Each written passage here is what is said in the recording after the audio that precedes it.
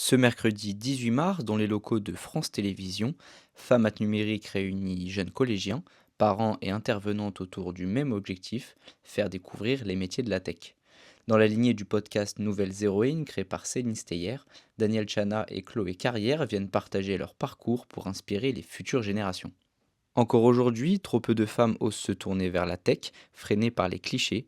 Avec cet événement, Femmes Numérique veut casser ces stéréotypes et ouvrir de nouvelles perspectives. Il n'y a que 24% de femmes dans les métiers de la tech, tous métiers confondus dans la tech. Donc ça peut être dans le domaine de la tech, mais au RH, à la com, etc.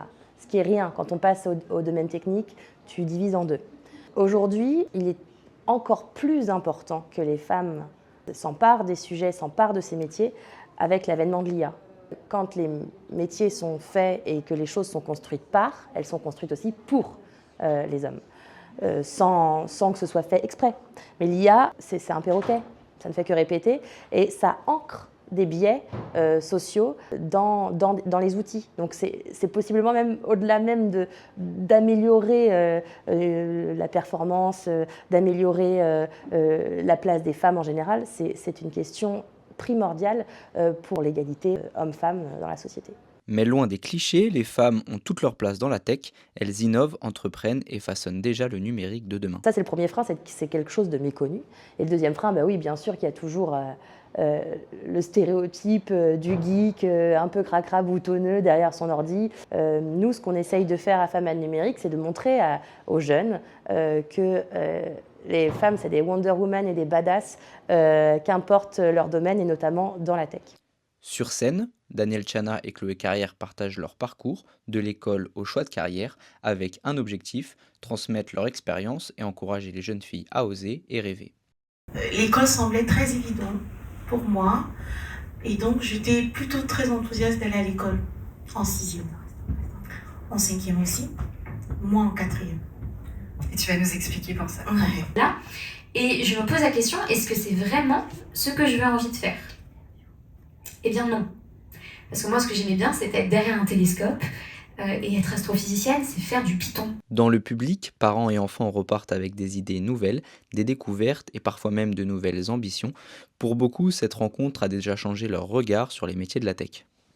Par contre, pour ma fille, je trouve que c'est important parce que finalement, c'est peut-être ce qui m'a manqué peut-être aujourd'hui, c'est d'avoir le champ des possibles et de connaître différents univers. Et la tech aujourd'hui, c'est vrai qu'on en parle beaucoup, mais on approfondit très peu le sujet, on ne sait pas exactement ce qu'il y a dedans. Les femmes aujourd'hui, on dit souvent que les métiers scientifiques, c'est vraiment masculin, c'est pas féminin.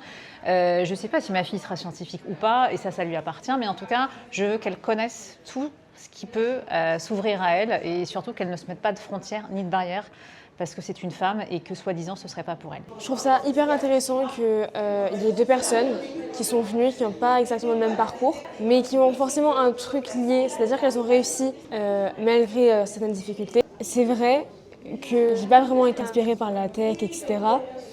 Mais ça m'a donné un peu envie de découvrir tout ce qui est numérique, etc. Parce que c'était vraiment hyper intéressant du début à la fin. Mais cette sensibilisation ne concerne pas que les filles.